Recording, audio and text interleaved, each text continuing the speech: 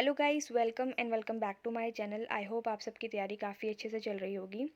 तो आज इस वीडियो में हम बैंकिंग और फाइनेंशियल न्यूज़ कवर करेंगे जो कि लास्ट के फेब और जनवरी दिसंबर मंथ की हैं। इससे पहले अप्रैल और मार्च की जो भी बैंकिंग और फाइनेंशियल न्यूज़ थी उसकी मैंने एक वीडियो बना दी है, उसका लिंक डिस्क्रिप्शन बॉक्स में आपको मिल जाएगा।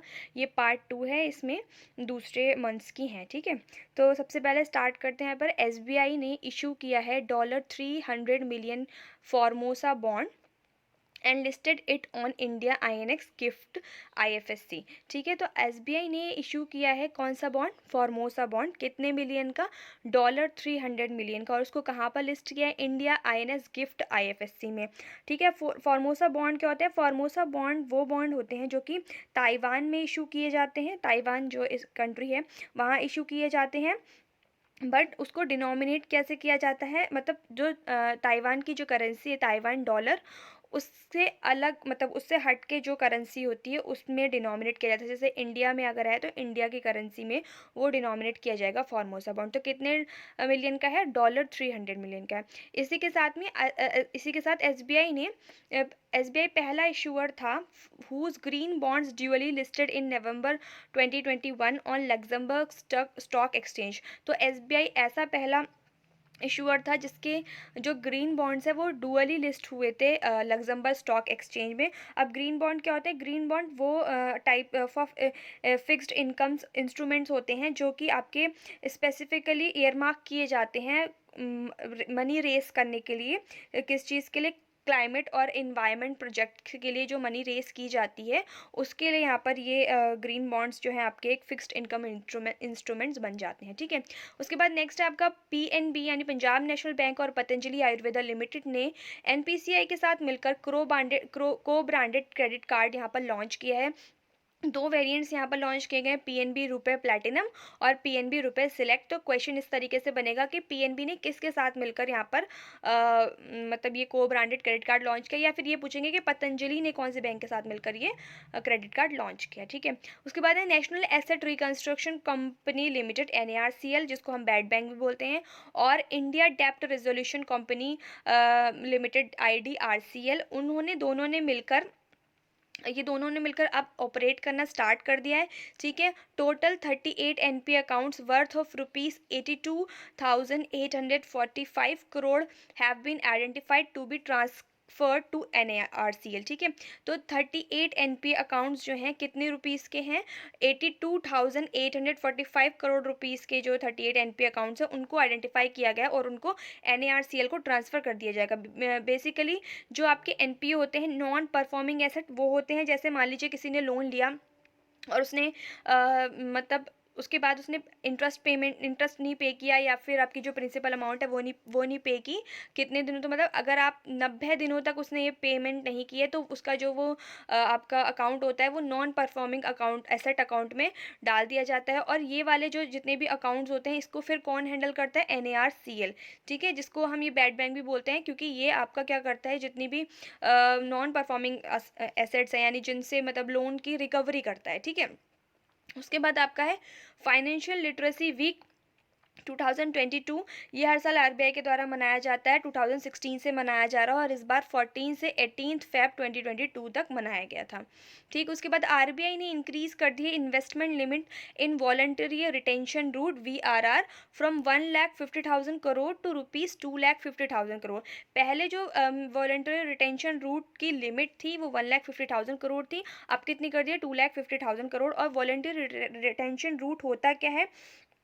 वॉलंटरी रिटेंशन रूट एक तरीके का यहाँ पर एक सिस्टम है जो कि एफपीआईज यानी फॉरेन पोर्टफोलियो इन्वेस्टमेंट को इनेबल करता है, ताकि के जो आपके वाला फॉरेन इन्वेस्टर्स है वो इंडिया की डेब्ट मार्केट में क्या कर सकें? इन्वेस्ट कर सकें। ठीक है, उसके बाद एसबीआई और एनएससी एकेडमी ने लॉन्च किए हैं 5 online courses that promote financial literacy. तो फाइनेंशियल लिटरेसी को प्रमोट करने के लिए 5 ऑनलाइन क्लासेस यहाँ पर लॉन्च किए गए हैं। एडीबी ने प्रोवाइड किया है $4.6 billion in sovereign lending to India in 2021। तो एडीबी ने अपनी एक रिपोर्ट जारी की थी जिसमें उसने बताया कि अभी तक 2020 मतलब 2021 में एडीबी ने कितना प्रोवाइड कर दिया सोवरेन लैंडिंग, यूएसडी 4.6 बिलियन जो है यहाँ पर प्रोवाइड कर दिया, जिसमें से $1.8 बिलियन जो है कोविड-19 पेंडेमिक के लिए दिया गया था।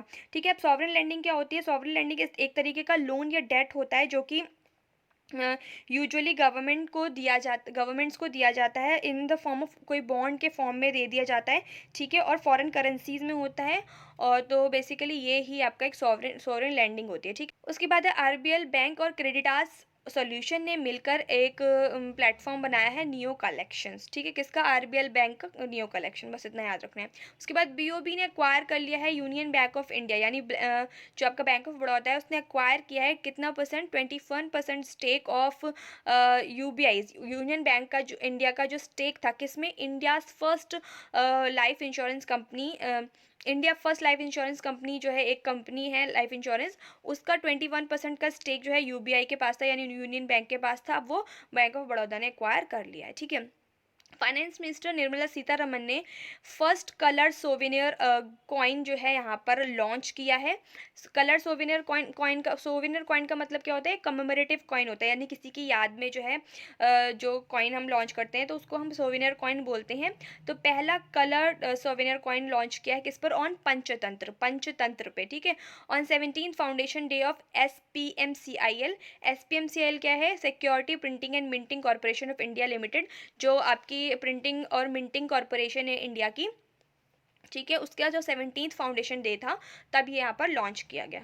उसके बाद यस बैंक ने लॉन्च किया agri infinity programme. Agri infinity programme है, जाहिर सी बात है एग्रीकल्चर के लिए होगा।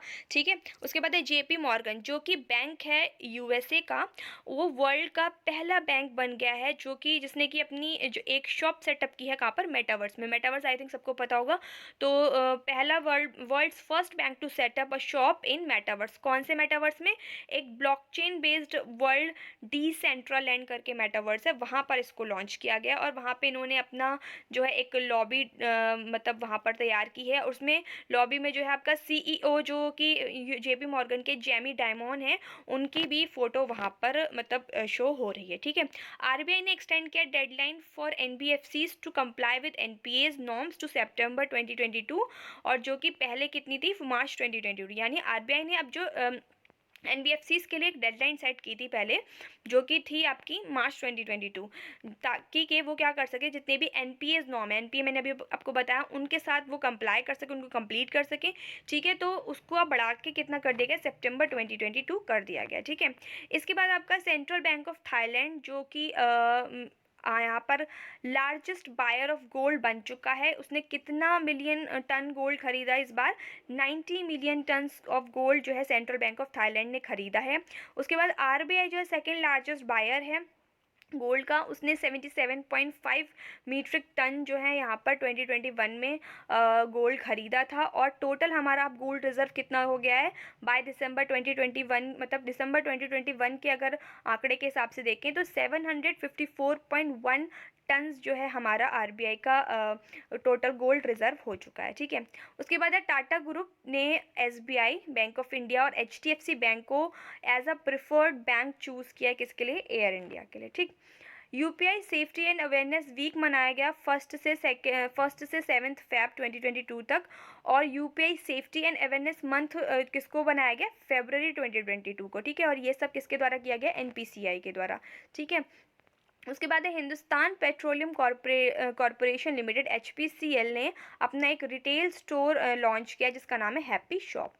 नेक्स्ट है आईसीआईसी लंबार्ड जनरल इंश्योरेंस और एयरटेल पेमेंट बैंक ने मिलकर यहाँ पर एग्रीमेंट साइन किया है to offer cyber insurance to customers of bank. Airtel payment bank के जो भी कस्टमर्स हैं उनको साइबर इंश्योरेंस प्रोवाइड करेगा आईसीआईसी लंबार्ड। ठीक है, सीबीआई ने क्या किया है? एबीजी शिपयार्ड लिमिटेड शिपयार्ड को बुक किया है to for an alleged rupees ₹22,842 crore financial fraud.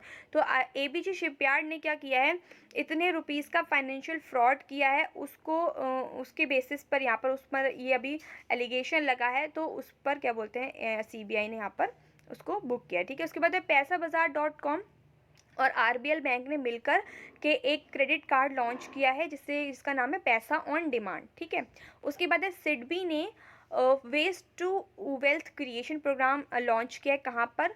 Sundarbans में वुमेन्स के लिए, सुंदरबंस की जो वुमेन हैं उनके लिए, जो कि वेस्ट बंगाल में सुंदरबंस। ठीक है, उसके बाद है सेबी ने डिसाइड किया है to make provision for separation of the roles of chairperson and MD and CEO as voluntary against mandatory earlier। तो सेबी ने डिसाइड किया है कि वो एक ऐसा प्रोविजन बनाएंगे चेयरपर्सन और एमडी और सीईओ के जो रोल्स हैं उनके सेपरेशन के लिए।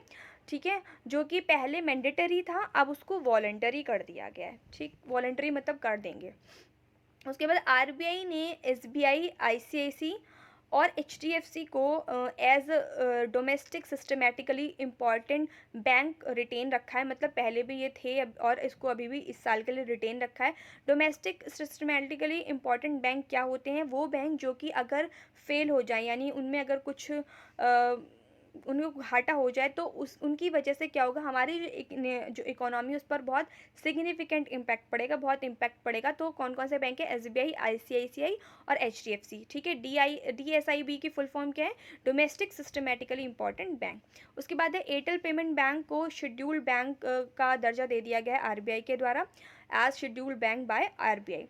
उसके बाद आरबीआई ने इशू किया है framework to facilitate small value digital payments in offline mode. तो अब क्या है, ऑफलाइन मोड यानी कि मोबाइल के थ्रू और क्रेडिट और जो कार्ड्स के थ्रू यहाँ पर जो भी स्मॉल वैल्यू जो डिजिटल ट्रांजेक्शन्स होनी है, उसके लिए आरबीआई ने एक फ्रेमवर्क यहाँ पर लागू किया है। उसमें जो अपर लिमिट रहेगी ट्रांजेक्शन ₹200 रहेगी और टोटल लिमिट कितनी रहेगी? ₹2000 रहेगी। ठीक है, उसके बाद SBI general insurance company limited corporation limited ने यहाँ पर एक कैंपेन लॉन्च किया है, बहाने छोड़ो टैक्स बचाओ। ठीक है, बेसिकली ये जो कैंपेन है वो फोकस करता है हेल्थ इंश्योरेंस पे। तो उन्होंने यहाँ पर एसबीआई जनरल इंश्योरेंस से ये फोकस किया है कि अगर आप हेल्थ इंश्योरेंस खरीदते हो तो आप अपना टैक्स जो है बहुत हद तक सेव कर सकते हो। ठीक, आरबीआई ने एलिजिबिलिटी क्राइटेरिया को यहाँ पर चेंज किया है for entities that harness data from credit information companies CICs। तो जो क्रेडिट इंफॉर्मेशन कंपनीज जो कि आपका इंफॉर्मेशन प्रोवाइड करने वाली कंपनी है, उनको उनसे डेटा हार्नेस करने के लिए एलिजिबिलिटी यहाँ पर क्राइटेरिया जो है चेंज किया है, जो कि रहेगा ऐसी कंपनीज जिनका जो नेटवर्थ है वो एटलीस्ट ₹2 करोड़ होना चाहिए, यानी कि कम से कम 2 करोड़ रुपए होना चाहिए, तब जाके वो डेटा हार्नेस कर सकते हैं क्रेडिट इंफॉर्मेशन कंपनी से। और दूसरी बात कि वो जो कंपनी है वो किसी रेसिडेंट इंडियन के द्वारा ही ओन और कंट्रोल करनी चाहिए। ठीक है, उसके बाद आरबीआई ने इंक्रीज किया है threshold limit for banks to maintain the liquidity coverage ratio from non financial small businesses customers to ₹7.5 crore to from ₹5 crore to ₹7.5 crore. ठीक है, तो आरबीआई ने यहाँ पर एक थ्रेशोल्ड लिमिट को यहाँ पर इंक्रीज कर दिया है। किसके लिए? बैंक्स, जितने भी बैंक्स हैं उनका जो LCR है वो मेंटेन करें। कौन सा LCR? जो कि आपका non financial small businesses customer से मिलने वाला है। कितना कर दिया है? पहले लिमिट कितनी थी? ₹5 करोड़, अब कितनी कर दी है? ₹7.5 करोड़। ठीक है, अब ये सिर्फ एप्लीकेबल है कमर्शियल बैंक्स पर, जो कि किन किन को छोड़कर, RRBs को छोड़कर, जो कि रूरल डेवलपमेंट बैंक्स होते हैं। उसके बाद है आपका लोकल एरिया जो बैंक्स होते हैं और पेमेंट बैंक्स, इन तीनों को छोड़कर के बाकी सारे कमर्शियल बैंक्स पर ये जो है आपकी थ्रेशोल्ड लिमिट लगाई गई है। ठीक है, आरबीएल और गूगल ने मिलकर कोलैबोरेट किया है to improve banks customer experience strategy. ठीक है, आरबीआई ने सेट किया है separate internal department for fintech. ठीक है, आरबीआई ने क्या किया है? एक सेपरेट डिपार्टमेंट सेट किया है फिनटेक के लिए। ठीक है, उसके हेड कौन बनेंगे? अजय कुमार चौधरी जी, जो कि अभी नए एग्जीक्यूटिव डायरेक्टर बने हैं किसके? आरबीआई के। ठीक, यस एसेट मैनेजमेंट जो था उसका नेम चेंज करके क्या कर दिया गया है? White Oak capital assessment management limited. और यस म्यूचुअल फंड का नाम जो है अब automatically White Oak mutual fund हो गया है। म्यूचुअल फंड, ठीक है। उसके बाद नई बैंक नोट प्रिंटिंग लाइंस को सेटअप किया गया है, कहाँ पर? करेंसी नोट प्रेस नासिक में, जो करेंसी नोट प्रेस है वहाँ पर, और बैंक नोट प्रेस जो है कि देवास में, उसमें किया गया है new bank note printing lines को सेटअप किया गया, किसके द्वारा? SMPCIL के द्वारा, ठीक है। उसके बाद यहाँ पर देख लीजिए कि हमारे इंडिया में 4 प्रिंटिंग प्रेसेस हैं, ठीक। इंडिया की अपनी 4 प्रिंटिंग प्रेसेस हैं, 2 हैं SMPCIL के अंडर में, और 2 हैं BRB NMPL के अंडर में, ठीक है। तो पहली देवास और नासिक, देवास जो कि मध्य प्रदेश में है, नासिक जो कि महाराष्ट्र में, वो SMPCIL के अंदर है, और मैसूर कर्नाटका और साल्बोनी वेस्ट बंगाल ये BRB NPL की हैं, ठीक है। तो अभी जो नई प्रिंटिंग लाइंस वहाँ पर किसके द्वारा बनाई गई है? SMPCIL के द्वारा, कहाँ पर? करेंसी नोट प्रेस नासिक में और बैंक नोट प्रेस देवास में, ठीक है। उसके बाद है उज्जीवन स्मॉल फाइनेंस बैंक ने लॉन्च किया है प्लेटिना फिक्स्ड डिपॉजिट, ठीक। प्लेटिना फिक्स्ड डिपॉजिट क्या होता है आपका? जो कि हायर इंटरेस्ट रेट प्रोवाइड करेगा रेगुलर FD से, ठीक है। होता क्या है, ये नॉन कैलेबल डिपॉजिट होता है, जिसमें कि आप जो है पार्शियल या फिर प्री मैच्योर विड्रॉल नहीं कर सकते हो, और यहाँ पर जो इंटरेस्ट अमाउंट है वो रिसीव की जा सकती है मंथली, क्वार्टरली और एंड ऑफ मेच्योरिटी पीरियड पर, ठीक है। उसके बाद है पंजाब और महाराष्ट्र कोऑपरेटिव बैंक ने मिलकर यूनिटी स्मॉल फाइनेंस बैंक जो है ये मिलकर मर्ज हो गए हैं, अब ये एक ही बैंक के रूप में काम करेंगे, ठीक है। सिटी यूनियन बैंक और GOQII एक प्लेटफॉर्म है, और साथ में NPCI ने मिलकर एक वेरिएबल पेमेंट सॉल्यूशन यहाँ पर लॉन्च किया, जिसका नाम है CUB fitness watch debit card, CUB fitness watch debit card, ठीक है।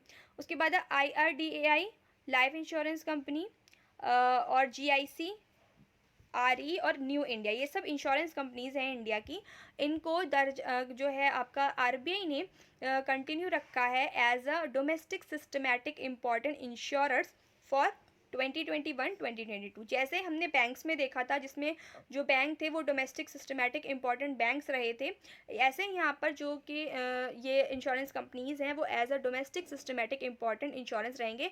सेम चीज़ है, जैसा बैंक अगर फेल हो जाता है तो उसको क्या बोलते हैं, हमारी इकोनॉमी को इफेक्ट पड़ेगा, वैसे ही अगर ये इंश्योरेंस कंपनीज जो है फेल हो जाती हैं तो हमारी इकोनॉमी पे इफेक्ट पड़ेगा, इसलिए ये आपकी अभी इंपॉर्टेंट इंश्योरेंस कंपनीज हैं इंडिया की, ठीक है। LIC ने लॉन्च किया डिजी जोन, जो कि मुंबई में लॉन्च किया है। उसके बाद NTPC लिमिटेड ने एक्वायर किए हैं 5% स्टेक, कहाँ, किस में? Power exchange of India limited PXIL में, ठीक है। उसके बाद है इंडिया ने अपना पहला ऑटो सेक्टर, इंडिया का पहला auto sector ETF, India first auto sector ETF launch किया गया, जिसका नाम है Nippon India Nifty auto ETF, जो कि किसके द्वारा लॉन्च किया गया? By Nippon life India asset management limited. अब आप पूछो कि ETF क्या होता है? ETF की फुल फॉर्म होती है एक्सचेंज ट्रेडेड फंड्स, ठीक है। तो बेसिकली ये जैसे आपके म्यूचुअल फंड्स होते हैं उसी तरीके की ये भी एक निफ्टी इंडेक्स है, ठीक है। तो जैसे आई थिंक आप सब लोग को पता होगा म्यूचुअल फंड क्या होता है और इंडेक्स क्या होती है। उसके बाद है NPCI Bharat bill pay limited NBBL, जो कि NPCI की ही एक सब्सिडरी है, उन्होंने इंट्रोड्यूस किया है unified presentment management system UPMPS। तो ये पूछ लेगा किसने किया है, और फुल फॉर्म भी पूछ सकता है, ठीक है। उसके बाद है पेटीएम पेमेंट बैंक PPBL बन गया है लार्जेस्ट और fast growing UPI beneficiary bank in India. तो अभी तक का जो भी लार्जेस्ट और fast growing UPI beneficiary bank कौन बन गया है? पेटीएम पेमेंट बैंक, ठीक है। और कितने मिलियन UPI ट्रांजेक्शन इसने, मतलब इसने क्या किया है, एक सिंगल मंथ में 926 मिलियन का UPI ट्रांजेक्शन किया है, और जिसकी बदौलत अब ये एक लार्जेस्ट और fast growing UPI beneficiary bank बन गया है। उसके बाद है India renewable energy development agency limited IREDA, ठीक है। इस पे इन्फ्यूजन किया जा रहेगा ₹1500 करोड़, यूनियन कैबिनेट ने यहाँ पर अनाउंस किया था कि ₹1500 करोड़ क्या यहाँ पर IREDA में हम इन्फ्यूज़ करेंगे। NPCI रिलायंस जियो ने मिलकर एक लॉन्च किया है UPI ऑटो पे, बस इतना सा। उसके बाद India's first intelligent messenger Pops by Paytm money, तो पेटीएम मनी के द्वारा इंडिया का पहला इंटेलिजेंट मैसेंजर पोप्स जो है यहाँ पर लॉन्च किया गया है, जो कि स्टॉक्स और इंडेक्स वगैरह इन सब की नॉलेज यहाँ पर प्रोवाइड करता रहेगा, ठीक है। अब स्विगी जो है वो एक नया डेकाकॉन बन चुका है, स्विगी अब एक यूनिकॉर्न से डेकाकॉन बन गया है, ठीक है। पहले देख लीजिए डेकाकॉन होता क्या है। डेकाकॉन वो होता है जो जिसका जो आपका मार्केट वैल्यूएशन हो वो कितना हो, $10 में, मतलब $10 बिलियन से ऊपर हो, ठीक है। तो अब जो है स्विगी का कितना हो गया है, $10.7 बिलियन हो गया आफ्टर, जब उन्होंने एक फंडिंग राउंड किया, किसके साथ, इन्वेस्को के साथ। इन्वेस्को एक कंपनी है, उसके साथ फंडिंग राउंड किया, तो $700 मिलियन का ये फंडिंग राउंड था। उसके बाद अब स्विगी की वैल्यूएशन कितनी हो गई है, $10.7 बिलियन, और ये डेकाकॉन हो गया है। और अगर बात करें यूनिकॉर्न, तो यूनिकॉर्न वो होता है जिसकी $1 बिलियन से ऊपर जो है यहाँ पर आपकी वैल्यूएशन होती है, उसको हम यूनिकॉर्न बोलते हैं, ठीक है। India's first loan against digital gold, तो इंडिया का पहला लोन अगेंस्ट डिजिटल गोल्ड यहाँ पर लॉन्च किया गया है by Shivalik small finance bank in the collaboration with India gold. तो कोलैबोरेशन किया इंडिया गोल्ड के साथ में, ठीक है। और पहला लोन अगेंस्ट डिजिटल गोल्ड यहाँ पर लॉन्च किया गया है। और लोन जो है यहाँ पर कितने रुपीज़ तक का, अपर लिमिट कितनी रखी गई, ₹60,000 तक का लोन यहाँ पर प्रोवाइड किया जाएगा।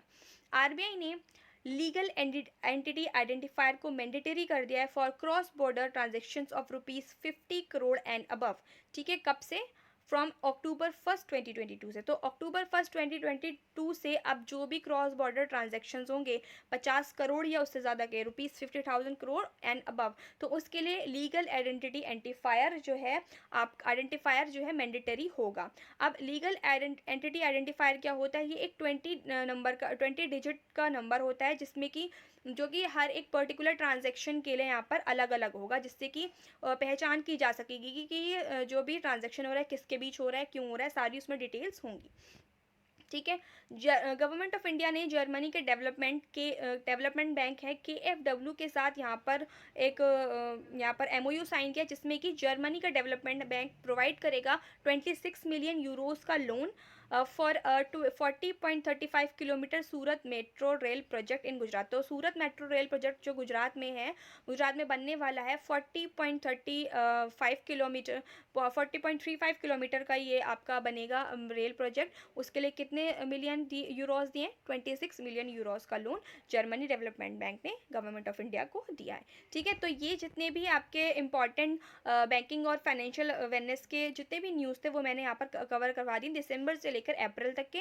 आपको क्या करना है, अपनी तरफ से मई के जितने भी हैं वो आप अपनी तरफ से तैयार कर लीजिए, और मई मंथ को बहुत अच्छे से तैयार कीजिएगा। एटलीस्ट 20 तक तो कीजिए, 25 तक भी आप कर सकें अगर आपके पास टाइम है, क्योंकि उससे बहुत ज़्यादा क्वेश्चन पूछने के चांसेस रहेंगे, ठीक है।